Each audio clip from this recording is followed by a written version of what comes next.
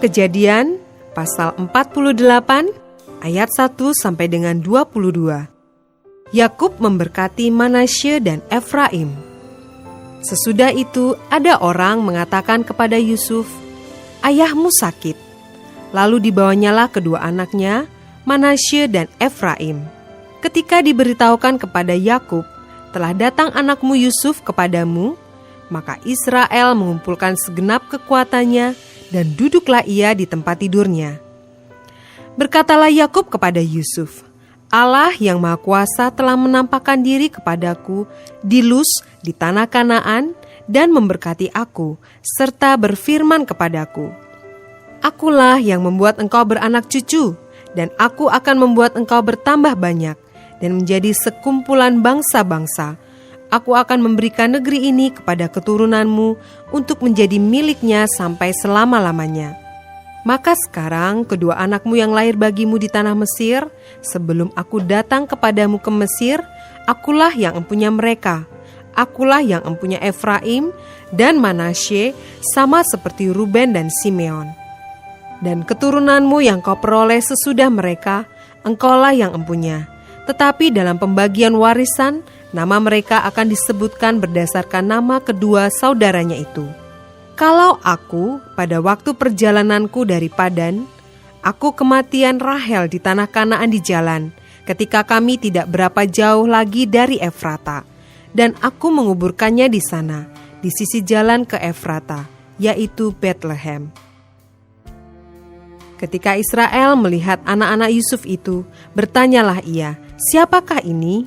Jawab Yusuf kepada ayahnya, "Inilah anak-anakku yang telah diberikan Allah kepadaku di sini." Maka kata Yakub, "Dekatkanlah mereka kepadaku, supaya ku berkati mereka." Adapun mata Israel telah kabur karena tuanya, jadi ia tidak dapat lagi melihat. Kemudian Yusuf mendekatkan mereka kepada ayahnya, dan mereka dicium serta didekap oleh ayahnya. Lalu berkatalah Israel kepada Yusuf, "Tidak kusangka-sangka bahwa aku akan melihat mukamu lagi, tetapi sekarang Allah bahkan memberi aku melihat keturunanmu." Lalu Yusuf menarik mereka dari antara lutut ayahnya, dan ia sujud dengan mukanya sampai ke tanah. Setelah itu Yusuf memegang mereka keduanya, dengan tangan kanan dipegangnya Efraim, yaitu di sebelah kiri Israel, dan dengan tangan kiri Manasye, yaitu di sebelah kanan Israel. Lalu didekatnyalah mereka kepadanya. Tetapi Israel mengulurkan tangan kanannya dan meletakkannya di atas kepala Efraim, walaupun ia yang bungsu, dan tangan kirinya di atas kepala Manasye. Jadi tangannya bersilang, walaupun Manasye yang sulung. Sesudah itu diberkatinyalah Yusuf, katanya, "Nenekku dan ayahku, Abraham dan Ishak, telah hidup di hadapan Allah. Allah itu sebagai Allah yang telah menjadi gembalaku selama hidupku sampai sekarang, dan sebagai malaikat yang telah melepaskan aku dari segala bahaya.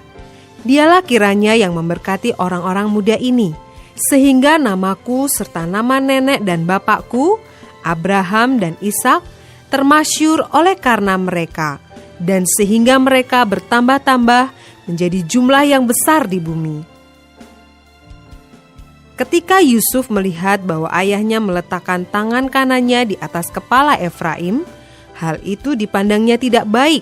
Lalu dipegangnya tangan ayahnya untuk memindahkannya dari atas kepala Efraim ke atas kepala Manasye.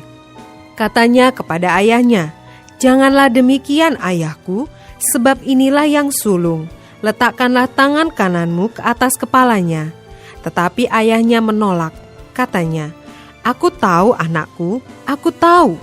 Ia juga akan menjadi suatu bangsa, dan ia juga akan menjadi besar kuasanya. Walaupun begitu, adiknya akan lebih besar kuasanya daripadanya, dan keturunan adiknya itu akan menjadi sejumlah besar bangsa-bangsa." Lalu diberkatinyalah mereka pada waktu itu, katanya, "Dengan menyebut namamulah orang Israel akan memberkati. Demikian, Allah kiranya membuat engkau seperti Efraim dan seperti Manasye." Demikianlah didahulukannya Efraim daripada Manasye. Kemudian berkatalah Israel kepada Yusuf, Tidak lama lagi aku akan mati, tetapi Allah akan menyertai kamu dan membawa kamu kembali ke negeri nenek moyangmu. Dan sekarang aku memberikan kepadamu sebagai kelebihanmu daripada saudara-saudaramu, suatu punggung gunung yang kurebut dengan pedang dan panahku dari tangan orang Amori.